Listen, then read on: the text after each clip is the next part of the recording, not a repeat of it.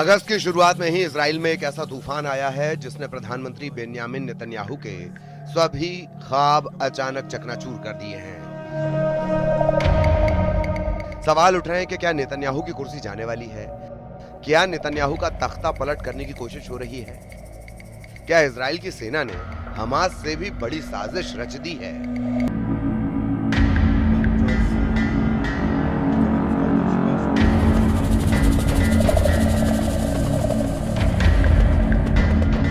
इन सवालों के साथ इस वक्त इजराइल में सबसे ज्यादा चर्चा हमास की नहीं, गजा के ग्राउंड ऑपरेशन में मरने वाले इजरायली सैनिकों की नहीं, न ही ईरान और उसकी बहुत ही खतरनाक मिसाइलों की हो रही है। इस वक्त इजराइल में बेन्यामिन नेतन्याहू के बेटे याइर नेतन्याहू हर तरफ वायरल हैं और उनकी वजह से कहा जा रहा है कि इजराइल के प्रधानमंत्री बेन्यामिन नेतन्याहू और इजराइल की सेना आमने सामने आ चुकी है। इजराइल के commander in chief lieutenant general Eyal Zamir पर बेन्यामिन नेतन्याहू के बेटे याइर नेतन्याहू ने बहुत बड़ा इल्जाम लगा दिया है।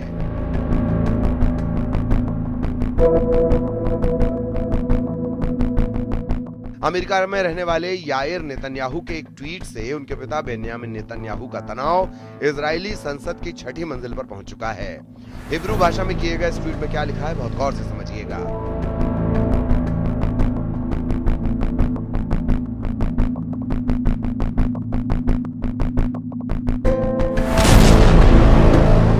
याइर नेतन्याहू ने एक इजरायली पत्रकार योसी यहोशुआ के ट्वीट पर जवाब दिया है। योसी ने लिखा कि अगर नेतन्याहू सेना की मर्जी के बगैर गजा पर पूरी तरह कब्जा करना चाहते हैं तो उन्हें इजराइल की जनता को बताना चाहिए कि इसकी कीमत क्या होगी, कितनी जान जाएंगी, क्या सेना के विरोध के बावजूद वो इस कदम की जिम्मेदारी लेंगे। इस पर याइर नेतन्याहू ने इजराइल के सेनाध्यक्ष इयाल जमीर का नाम लिखे बगैर इशारों में जवाब दिया कि अगर आपको ये ट्वीट लिखने वाला वही है जिसके बारे में हम सोच रहे हैं तो ये एक बगावत और सैन्य तख्ता पलट की कोशिश है, जैसा 70 के दशक में मध्य अमेरिका में हुआ। ये पूरी तरह अपराध है। इजराइल में नेतन्याहू और वहां के सेनाध्यक्ष लेफ्टिनेंट जनरल इयार जमीर के बीच लगातार खींचतान अब सतह पर आ चुकी है। गजा में ग्राउंड ऑपरेशन और उसमें लगातार नाकामी के साथ नेतन्याहू का इरादा बड़ा होता जा रहा है। जून और जुलाई के महीने में इजराइल को ग्राउंड ऑपरेशन में बहुत बुरे झटके लगे हैं, खान यूनिस से लेकर बेत हनून तक।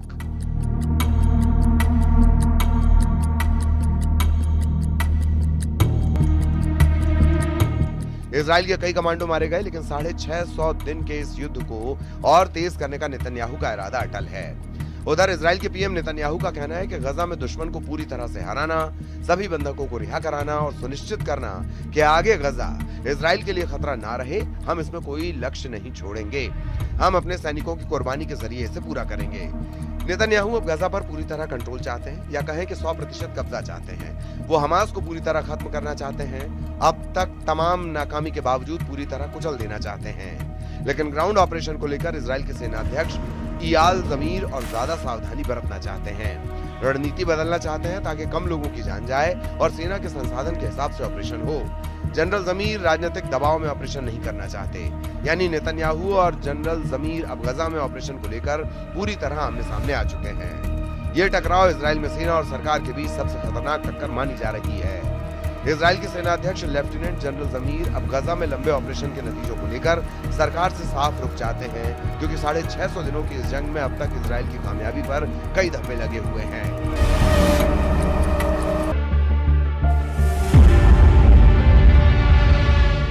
हमास की लीडरशिप को खत्म करने के बावजूद अब भी इजराइल की सेना पर लगातार हमले जारी हैं। चारों तरफ से घिरे गजा में हमास अब भी एक्टिव है। हमास की सुरंग भी जिंदा है और उन्हीं सुरंगों में अब इजरायली बंधकों के वीडियो वायरल किए जा रहे हैं। उसमें नेतन्याहू की नीति को सवालों के घेरे में खड़ा कर दिया है।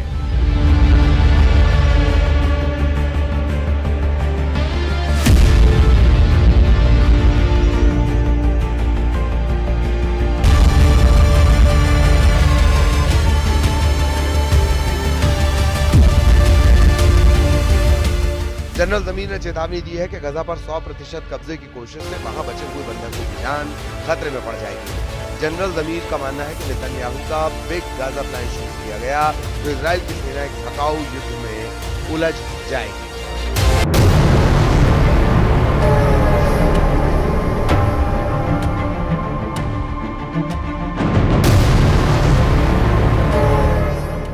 वार्निंग साफ है कि मौजूदा हालात में इजराइल अपना मकसद हासिल नहीं कर पाएगा, क्योंकि इजराइल में सैनिकों की कमी है। इसीलिए कुछ अभियानों पर असर पड़ सकता है। जनरल जमीर और नेतन्याहू की टक्कर में इजराइल बहुत बुरी तरह फंसा हुआ नजर आ रहा है, क्योंकि जमीर का कहना है कि गजा पर पूरी तरह कंट्रोल के लिए कई महीने या फिर साल भी लग सकते हैं। ऐसे युद्ध के लिए हजारों रिजर्व सैनिकों की जरूरत पड़ेगी। यही वजह है कि इजराइल की सेना गजा में हमास के खिलाफ मिनी ओरानीम नाम की रणनीति अपना रही है। मिनी ओरानीम एक सीमित सैन्य अभियान है जिसे इजराइल ने गजा में लागू किया है। इसका मकसद गजा बॉर्डर के पास एक बफर जोन तैयार करना है ताकि हमास पर दबाव बनाए रखा जाए।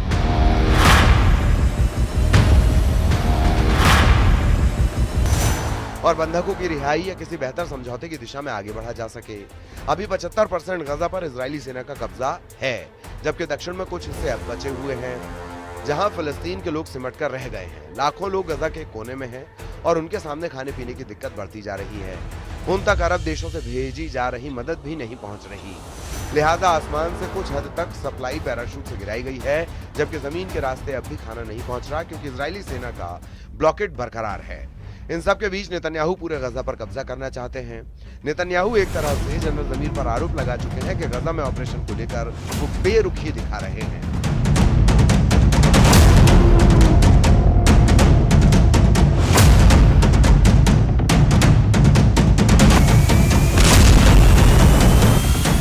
या फिर रणनीति में ढील दे रहे हैं, जबकि जनरल जमीर ने ऐसे संकेत दिए हैं कि सेना को बड़े फैसले लेते वक्त राजनीतिक दबाव में नहीं आना चाहिए। अब इसकी वजह से इजराइल में ये पिक्चर साफ हो रही है कि वहां सरकार और सेना गजा में ऑपरेशन को लेकर एक प्लेटफॉर्म पर नहीं है। अब तक हमास और इजराइल के युद्ध में नेतन्याहू ने फ्रंट फुट पर जाकर फैसले लिए हैं। हमास को खत्म करने के इरादे से पूरे गजा को मिट्टी में तब्दील किया है। इजराइल के ऑपरेशन में 60,000 से ज्यादा लोगों की मौत हो चुकी है। रोजाना 28 बच्चों की जान जा रही है और बमबारी की वजह से 1.5 लाख से ज्यादा लोग घायल हैं। जबकि गजा में मेडिकल सुविधाओं का इतना बुरा हाल है कि अस्पताल में न इलाज के लिए दवाएं हैं, न ही उनको भर्ती करने के लिए कोई जगह। नर्सिंग स्टाफ को भी कई बार टारगेट किया जा चुका है। इजराइल में अंदरूनी रूप से हाहाकार मचा है। संसद से लेकर नेतन्याहू के दफ्तर तक कोहराम मचा हुआ है। सवाल उठ रहा है कि गजा में हमास के अलावा इजराइल को सबसे बड़ी चोट किसने पहुंचाई है? क्या ईरान की मिसाइलों ने इजराइल को नुकसान पहुंचाया? क्या हमास के खिलाफ चल रहे ग्राउंड ऑपरेशन ने इजराइल को झटके दिए? नेतन्याहू का सबसे बड़ा दुश्मन कौन साबित हुआ? गजा, वेस्ट बैंक, मस्जिद अल अक्सा? किस जगह नेतन्याहू को सबसे बड़ी गहरी चोट पहुंचाई जा रही है? देखा जाए तो नेतन्याहू के लिए चैलेंज बढ़ता जा रहा है। गजा में ग्राउंड ऑपरेशन को लेकर इजराइल के अधिकारी नेतन्याहू के फैसलों पर सवाल उठा रहे हैं। पिछले कुछ महीनों में नेतन्याहू कैसे अपने घर में गिरे उसे समझने की जरूरत है।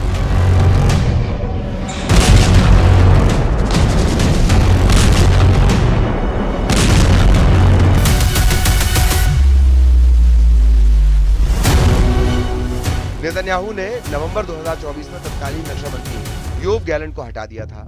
इसके बाद जनरल जमीर से पहले आईडीएफ चीफ रहे हर्जी हलेवी ने मार्च 2025 में इस्तीफा दिया था। नेतन्याहू आंतरिक खुफिया एजेंसी शिन बेत के प्रमुख रोनन बार को हटाना चाहते थे, लेकिन कोर्ट ने इस पर रोक लगा दी। लेकिन नेतन्याहू के 2 कट्टरपंथी सहयोगी वित्त मंत्री बेजालेल एम्स्टोरिच और राष्ट्रीय सुरक्षा मंत्री इतामार बेन गुइर अब गजा का इजराइल में विलय करने की मांग कर रहे हैं। वो वहां इजरायली बस्ती बसाना चाहते हैं। इजराइल के सिक्योरिटी मिनिस्टर ने कह दिया है कि पूरा गजा अब इजराइल में मिला लिया जाएगा, लेकिन क्या ये इतना आसान है? वैसे गजा को लेकर नेतन्याहू पर पड़ रहा दबाव अब व्हाइट हाउस में भी देखा जा सकता है। हमास को लेकर अमेरिका का गुस्सा और तेजी से भड़क गया है।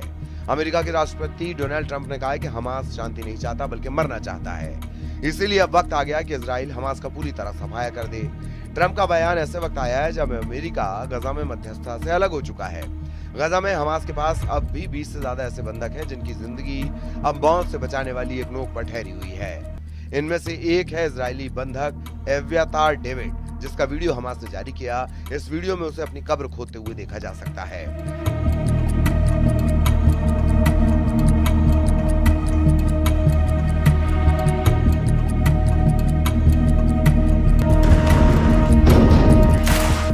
हमास के कब्जे में बाकी लोगों का हाल भी डेविड जैसा ही होगा और सबकी जान खतरे में होगी। यही डर पूरे इजराइल को सता रहा है। यही वजह है कि इजराइल की सड़कों पर आए दिन नेतन्याहू के खिलाफ प्रदर्शन होते हैं। लोग पोस्टर लेकर इकट्ठा होते हैं उनकी मांग है कि इजरायली बंधकों की फौरन रिहाई हो और इसके लिए किसी भी सूरत में युद्ध को खत्म किया जाए और बंधकों को वापस लाया जाए। 7 अक्टूबर को हमास के हमले के दौरान 251 इजरायली बंधक बनाए गए थे। इस वक्त हमास के कब्जे में 22 बंधक बाकी हैं। तेल अवीव में एब्यातार डेविड के पोस्टर लेकर हजारों लोग प्रदर्शन करने उतरे। ऐसी तस्वीरों से ज्यादा नेतन्याहू को अब इजराइल के सेनाध्यक्ष तनाव दे रहे हैं, क्योंकि जो एक्शन नेतन्याहू चाहते हैं उस पर इजराइल की सेना राजी नजर नहीं आ रही। जब से नेतन्याहू के बेटे ने जनरल जमीर पर गंभीर आरोप लगाते हुए ट्वीट किया है, तब से सवाल उठ रहे हैं कि क्या इजराइल में नेतन्याहू की कुर्सी जाने वाली है? क्या नेतन्याहू का तख्ता पलट करने की कोशिश हो रही है? क्या इजराइल की सेना ने हमास से भी बड़ी साजिश रच दी है?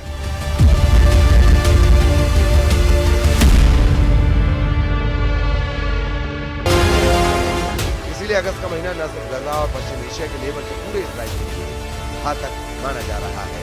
खासकर नेतन्याहू के राजनीतिक करियर के सामने अब इजराइल के जनरल जमीर बारूद से नजर आ रहे हैं।